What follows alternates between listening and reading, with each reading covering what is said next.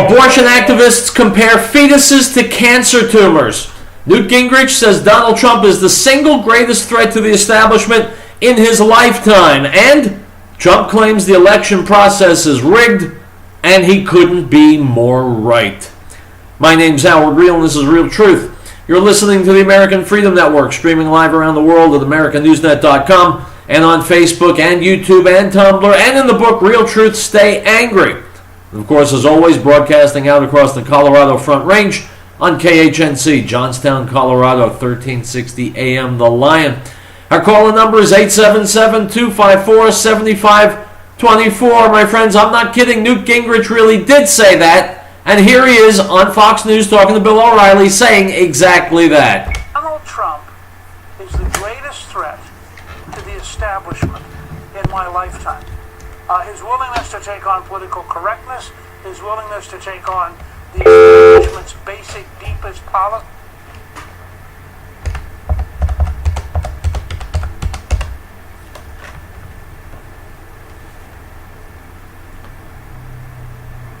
Okay, thanks.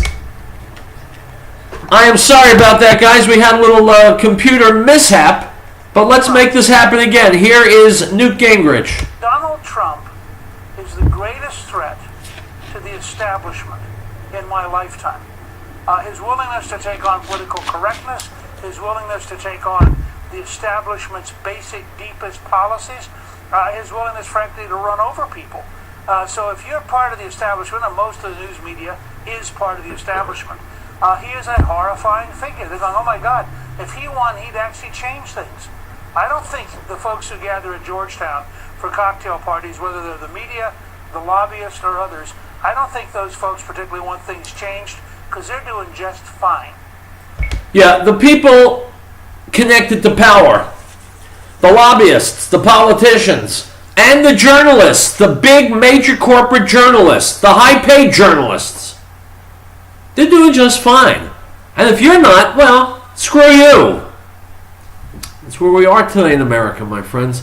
That's where we are today. Speaking of high-priced journalists who are really media whores, saw a couple yesterday. Wolf Blitzer, CNN, interviewing a representative from the Trump camp. Someone else in the Trump camp had used the word Gestapo in relation to the Republicans in Colorado, used Gestapo tactics. Wolf Blitzer was outraged that they would use such a word, and he kept asking about, but what about the word Gestapo? But wasn't it inappropriate to say Gestapo? What about Gestapo? Wolf Blitzer seemed pretty upset at that word.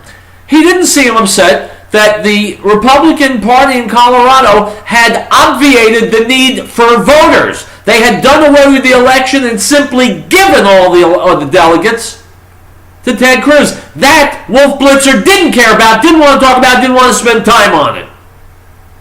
Wolf Blitzer is a media whore, and believe me, a well-paid media whore. And that's why he's a whore, because he's got a big fat salary to defend. So he can't speak the truth. He's got to say what the corporate masters tell him to say. Speaking of media whores, Megyn Kelly. Megyn Kelly introduced this whole fiasco in Colorado with two clips on her show. First clip, Donald Trump saying, what's going on is not fair. Second clip, Ted Cruz saying what's going on is fair. In neither clip, and in no commentary afterwards, did Megyn Kelly tell you that what happened in Colorado is that they skipped the voting. They skipped the actual election, the caucus. That never came up. Because Megyn Kelly is a media whore. She got a big fat salary now. She's in the pages of Vanity Fair magazine, other magazines. She's a celebrity. She's not going to let you get in the way of that. She's not going to let a little thing like destroying the democratic process in America get in the way of her celebrity. They're media whores. So you're not going to hear the truth in the major media. You got to search for it and find it online. And you got to listen to it on the radio here on Real Truth. Because I am not a well-paid celebrity journalist. Would that I were. I'm not, probably never will be. I'm one of those jackasses who goes on the air and speaks the truth. And that's not a recipe for success in today's America. Item from WorldNet Daily. Republican presidential frontrunner Donald Trump erupted on Twitter Sunday night after a weekend that saw Senator Ted Cruz of Texas sweep all of Colorado's 37 delegates without any votes being cast by citizens in a traditional primary process. How is it possible the people of the great state of Colorado never got to vote in the Republican primary? Great anger, totally unfair, wrote Trump. The Denver Post reported back on August 25th, the GOP Executive Committee has voted to cancel the traditional presidential preference poll after the National Party changed its rules to require a state's delegates to support the candidate that wins the caucus vote. If you're not absolutely outraged by this, then you are most likely a liberal trying to convince yourself that you're a conservative. The ridiculous act by the Colorado GOP is a shameful and simply another tactic to handpick the candidate they want regardless of what the people say. Unquote. My friends, on this show yesterday, 23 hours ago, I asked you to call your Republican Party in Colorado and tell them exactly how you feel. How many of you did it? If you did, I want you to call me and tell me about it. 877-254-7524. Did you call the Republicans? Did you call the media? Did you call anybody? Did you object to being raped? Because that's what you were. Whether you want to admit it or not. When you've got your right to vote in a national election taken away from you, you have been raped. Now, I don't advise that you take such a thing lying down, or silently, or with equanimity. I want you to fight back. You've got to.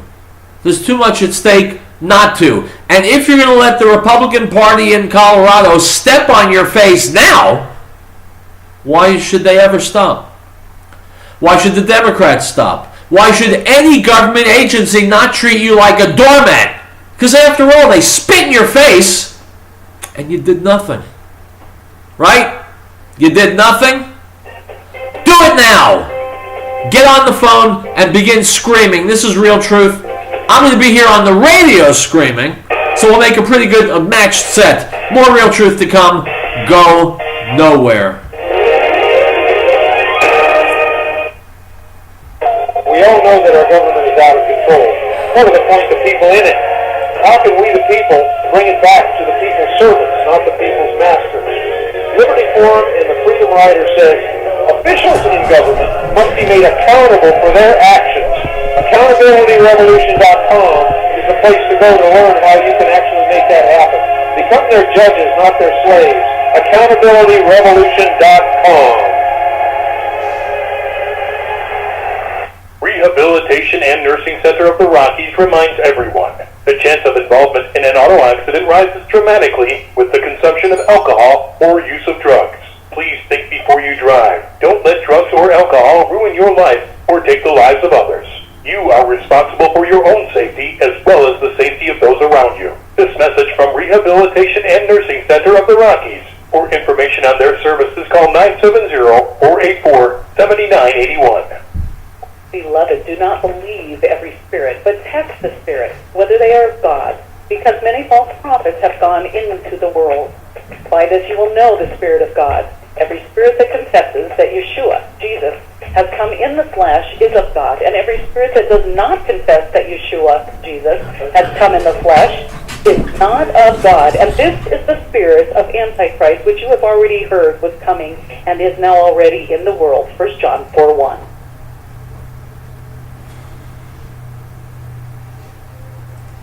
Article 4. The right of the people to be secure in their persons, houses, papers, and effects against unreasonable searches and seizures shall not be violated, and no warrant shall be issued but upon probable cause, supported by oath or affirmation, and particularly describing the places to be searched and the persons or things to be seized.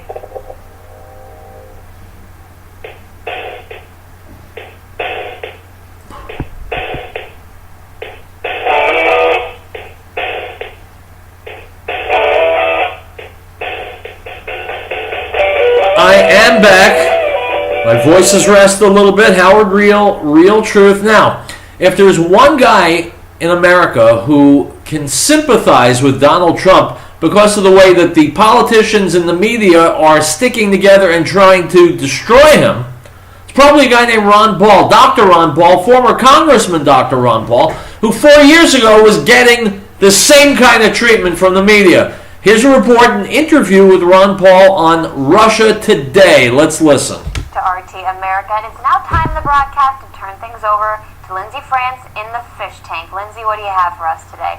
Hey, Anya, on the heels of a big loss at the Colorado Republican Convention, Donald Trump says the system is rigged. Senator Ted Cruz swept it over the weekend, taking the remaining 13 delegates available, bringing in a total of 34 out of 37, and Trump is not happy about that, saying voters should choose, not the party. Well, someone else knows a thing or two about being shut out of a rigged system, Dr. Ron Paul. The former Texas congressman and host of the Ron Paul Liberty Report joined me today to talk about Rule 40B and how it nearly came back to bite the GOP. Until Ted Cruz took Colorado, of course. The rule states that the nominee must have the majority of delegates in a minimum of 8 states to win the nomination. Well, back in 2012, it was just enough to keep then Republican candidate Dr. Paul from creeping in on party favorite Mitt Romney at the convention. Well, cut to 2016, and Cruz just slid into home with the 8 states needed. So perhaps that's what's got Trump miffed after all. Well, Dr. Paul and I discussed 40B and its implications today. Take a listen. Well, it looks like it's working out pretty good for confusion. So, yes, it's sort of protecting Trump and hurting the people who want to challenge Trump. So it's annoying the Republican Party, and it looks like they are going to want to change it, change the rules according to what they need. So I suspect that's what they'll try to do, but it won't go smoothly, that's for sure. Well, when it came about back in 2012, what did you think when that struck as a way to sort of prevent you from encroaching on Mitt Romney? A lot of people were very angry about it. Yeah, and I was upset about it. I didn't want to waste too much energy being angry because I figured this is the way the system works. It's a rotten system. And I see elections as so much of a charade, and it's so much deceit goes on. And that was part of it. And I've worked on the assumption that for many, many decades that whether it's a Republican or a Democrat president, the people who want to keep the status quo seems to have their finger in the pot and can control things. They just get so nervous. So if they have an independent thinker out there, whether it's Sanders or Trump or Ron Paul, they're going to be very desperate to try to change things.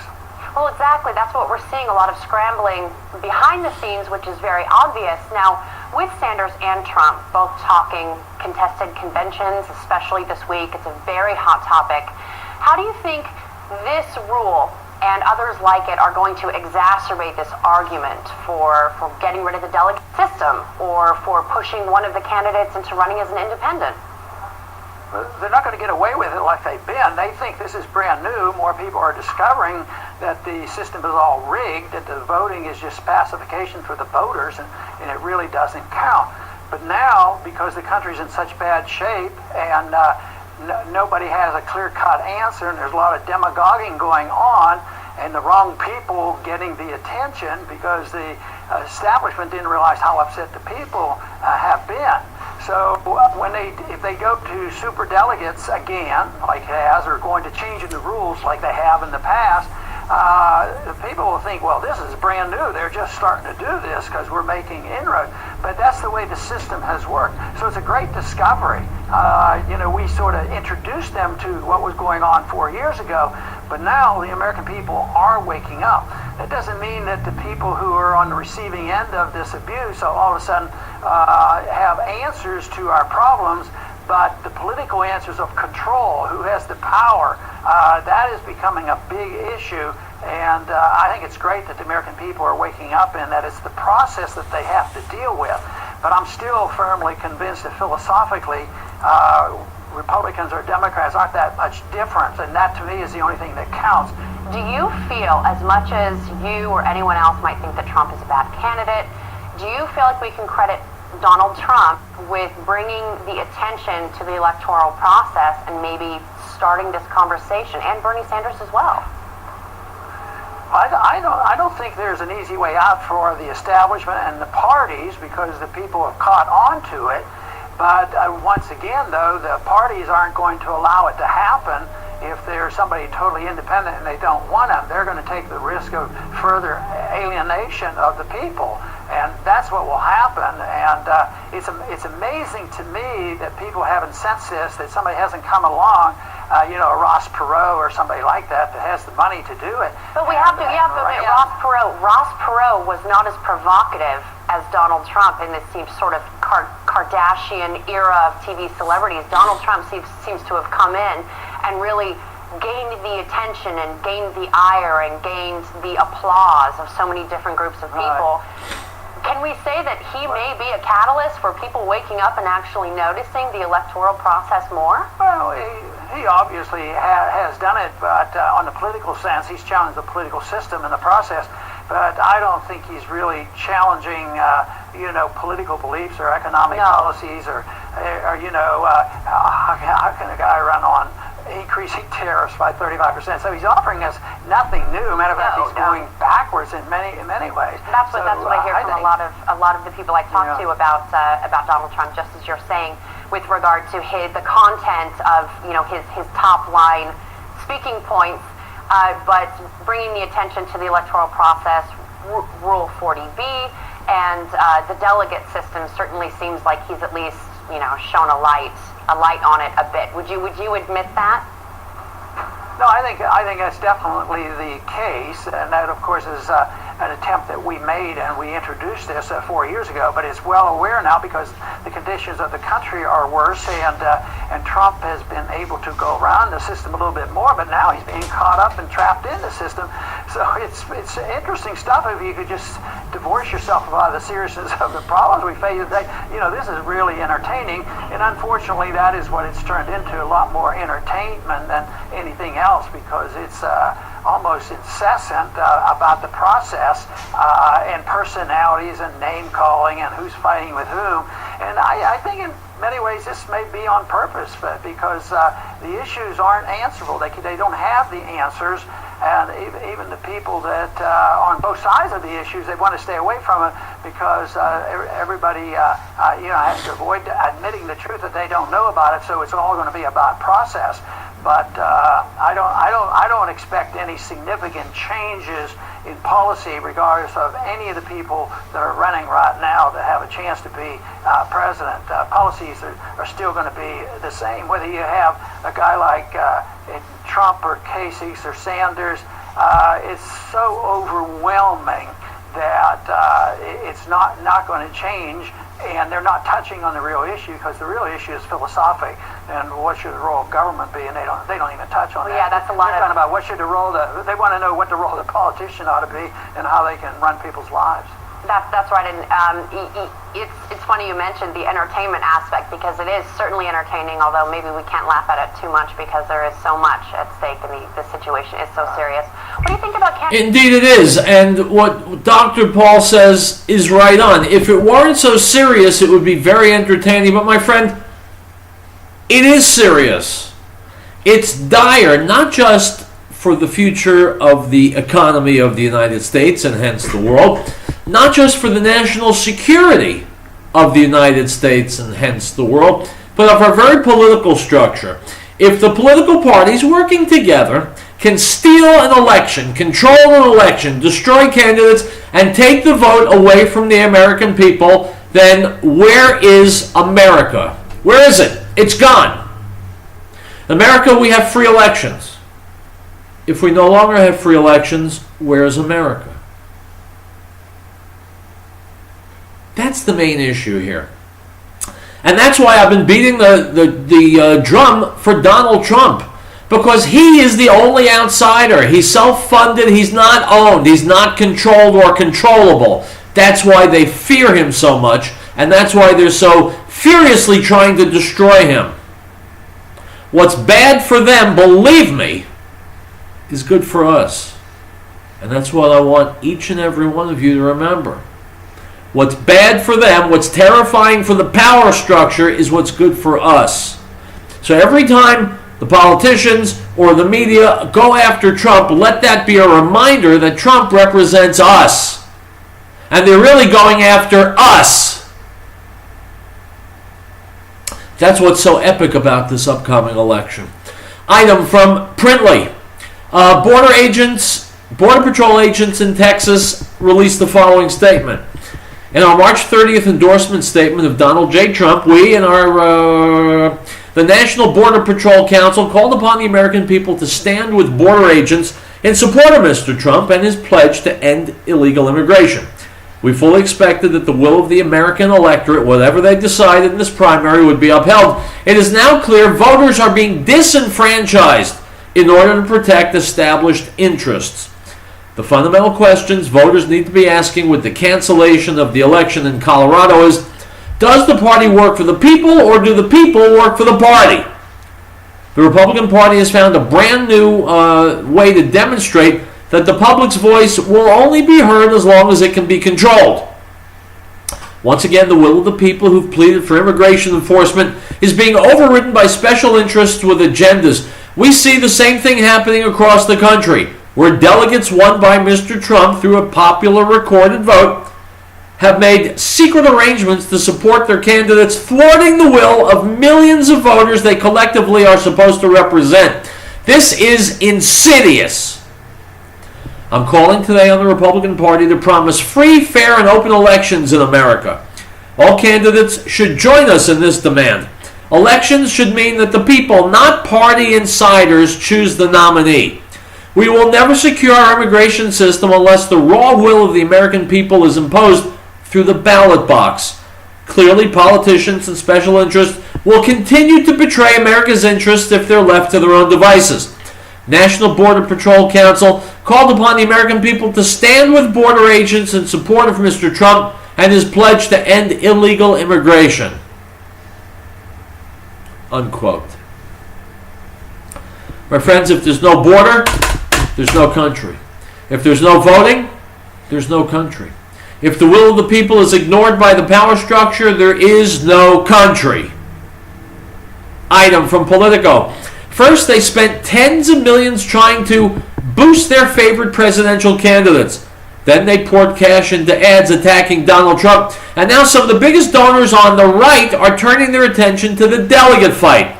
Anti-Trump billionaires are funding ground operations in an increasing number of states to try to ensure the selection of national convention delegates who oppose Trump. The strategy is being executed by the Anti-Trump Our Principles PAC, which has a stated goal of blocking the bombastic billionaire from clinching the GOP presidential nomination before the party's convention in July. Unquote. My friends, here's the part that's most pathetic. Who are the people out there disrupting Trump's gatherings? They're Americans. Who are these billionaires contributing money to try and take Trump out of the race? They're Americans. Who are the people voting for Ted Cruz, who obviously is part of the establishment? They are Americans. In all cases, Americans working against Americans. Working against America. Working to strengthen and enhance the establishment that steps on Americans. The power establishment, just like Ron Paul said, just like Newt Gingrich said, the power establishment in this country doesn't care a whit about the American people, which makes it maddening that so many American people are working for their own demise, to their own detriment. They are supporting the machine which is crushing them. And if that's the case, maybe in some convoluted way, maybe America doesn't really deserve to survive. We've become a country that eats our own, that shoots ourselves in the foot. Why the hell do we need to defend that? We'll take a break. Real truth, I promise, will continue. We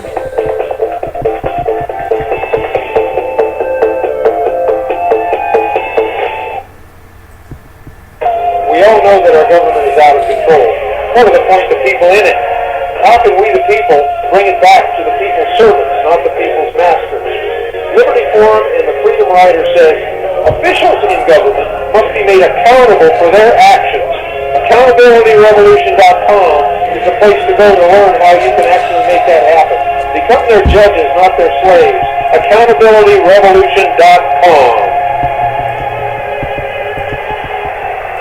Rehabilitation and Nursing Center of the Rockies reminds everyone the chance of involvement in an auto accident rises dramatically with the consumption of alcohol or use of drugs. Please think before you drive. Don't let drugs or alcohol ruin your life or take the lives of others. You are responsible for your own safety as well as the safety of those around you. This message from Rehabilitation and Nursing Center of the Rockies. For information on their services, call 970-484-7981. Great Plains Power has been providing reliable electrical power systems in the Rocky Mountain area since 1992. Our systems rely on the sun to help make you self-reliant for your power needs. Solar energy can be scaled to fit any situation, from complete power independence to backup power for the short term. Our expertise focuses on standalone power, but we have extensive experience with utility interactive systems as well. Custom-tailored capabilities as modest emergency lighting all the way to commercial-scale power. Great Plains Power is a full-service company. We service everything we sell. We provide and design turnkey packages, custom-designed system, and parts for do-it-yourself. With more than 20 years of specialized experience at your disposal, let us know what your power concerns or goals are. Reach us by phone or the internet. Call 303-239-9963. That's 303-239-9963. Or go to GreatPlainsSolar.com. No state shall enter into any treaty, alliance, or confederation, grant letters of marque or reprisal, coin money, emit bills of credit, make anything but gold and silver coin a tender in payment of debts, pass any bill of attainder, ex post facto law, or law impairing the obligation of contracts, or grant any title of nobility. Article 1, Section 10. And the Word became flesh and dwelt among us, and we beheld his glory, the glory as of the only begotten of the Father, full of grace and truth. John bore witness of him and cried out, saying, This was he of whom I said, He who comes after me is preferred before me, for he was before me. The Gospel of John, chapter 1, verse 14 and 15.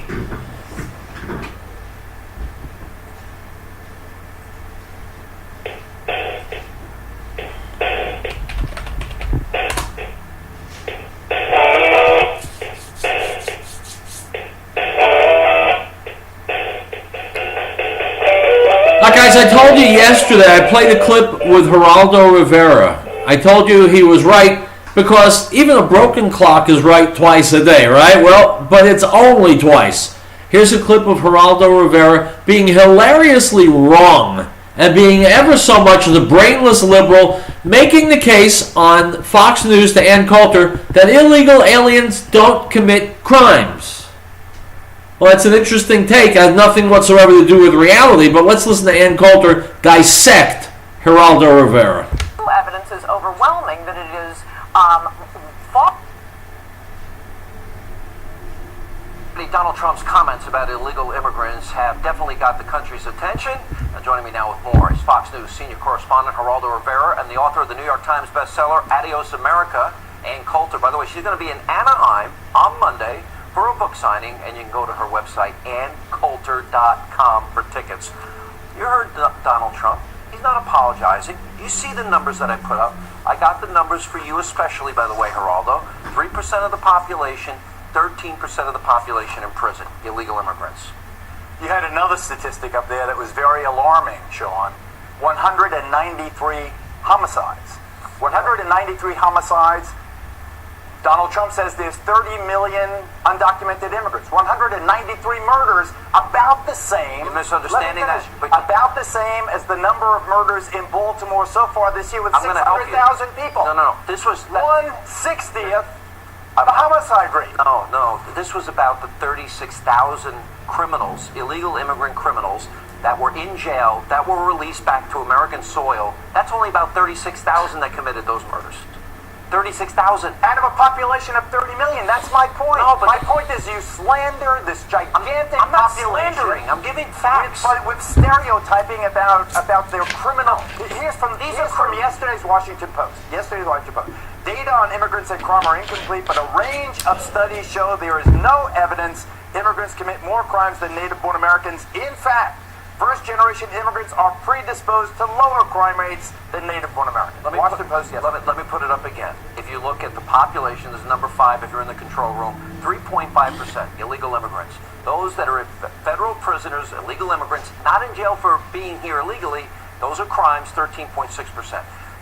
Let me go to the vast majority of those are felony re-entry, just like that scum dog in San Francisco. All right, look, felony re-entry. I love Geraldo. He's misunderstanding. The 36,000 people that we're referring to were criminals released that were not sent back to their countries that committed these crimes as soon as they were released. 193 murders, 426 sexual assaults, 303 kidnappings. Your reaction, Ann? Right, well, first of all, I wanted on the record, Geraldo and everyone else is now admitting there are a minimum of 30 million illegals in the country. And moving on from there, what I have found, now having written a book about it, and it is particularly about immigrant crime, not just illegal immigrant crime, is it is like the beginning of Anna Karenina. The truth about immigration is always the same. The lies are always different. You have to look at what, the different ways these lying statistics are made, but I think the overall point is none of these people have a right to be here. Geraldo says you're defaming a group of people. Look, by definition, we are talking about people who have no right to be living in America, whether they are legal or illegal immigrants. This is a government policy. We don't want their crime rate to be the same as Americans. We don't want it to be a little bit less. We want zero criminals being brought in by our government and preying on Americans. I think the true evidence is overwhelming that it is far more than Native Americans. I mean, we know that immigrants, and not just illegal immigrants, are far more likely to be on government assistance than the native-born. That's crazy. Why are we bringing in people that we have to help? That is meant for our poor people, and that includes Hispanic poor people, and it includes black poor people. We have to care about our own. But secondly, as I've said before, only 25% of the entire California prison population is white. Well, California is only about 6% black. So what are liberals saying? That 75% of the inmates of California prisons, which has been accepting inmates from the 60s, 70s, and 80s, back when California was far majority white and black, they're still in prison. That whole Manson family, 75% of those, are you saying, are black? No, of course they're Let me get a response. Yeah, some are aggravated. Let me the filibuster over. Let me respond. The two cities with the highest concentration of undocumented immigrants, New York City and Los Angeles, both experiencing record low crime. Last month in New York, where there are 500,000 undocumented immigrants, was the most peaceable, least violent month in recent New York history. Los Angeles is experiencing rates of violent crime that they have not seen. They are so low since the 1950s. If these people That's not were because so of prone immigration. to commit crimes, why would these cities be experiencing such relative freedom from violent crime? Compare that to cities like Baltimore and Detroit and Cleveland and the other post-industrial cities where there is a spike in terrible crime, where you should be obsessing over violence instead of singling out this population and ginning up this false fear. Donald Trump made a mistake with his language. He could have said, the borders, of course we want the borders to be secure. We need an inventory. My friends, it is not coincidental that Geraldo Rivera is defending Hispanic immigrants, and he's Hispanic. It's no coincidence that Jorge Ramos of Univision defends Mexican legal and illegal immigrants because he's Mexican. They've got skin in the game. But when you look at things dispassionately, obviously, you can tell from the daily headlines that illegal immigrants and legal immigrants from third world countries are bringing crime, to say nothing of disease. And Ann Coulter's point, and it's exactly the right point, is that why should we be happy that people coming here are only committing as many crimes as Americans are? Coming into America is a privilege. Why the hell would we want anyone coming in here committing any crimes? What right do they have to come here and commit crimes? I think that Ann Coulter is right when she says, not in this video but elsewhere, that we need a moratorium for a year on all immigration. Let's sort things out. Let's see where we stand. Let's see what needs to be done. But just to continue an almost unchecked flow of people from third world countries into America, well, what if you had a jar of pure water and you kept pouring in polluted water, dirty water, black water? Eventually, the entire bottle of pure water would look disgusting and polluted. So the more third world people come to America, the more America becomes a third world country. Why would anyone want that? Well, I know the Democrats want it because the third world people coming in are going to vote for them because they're the party of handouts.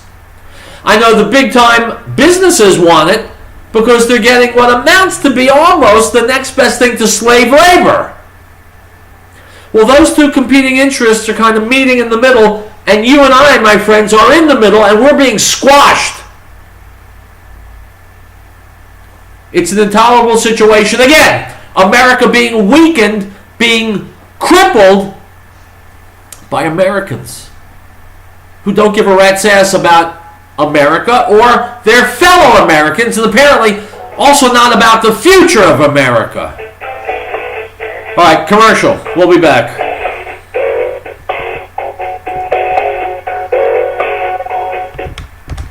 All right, guys, video's done. Please share it. I'll see you tomorrow.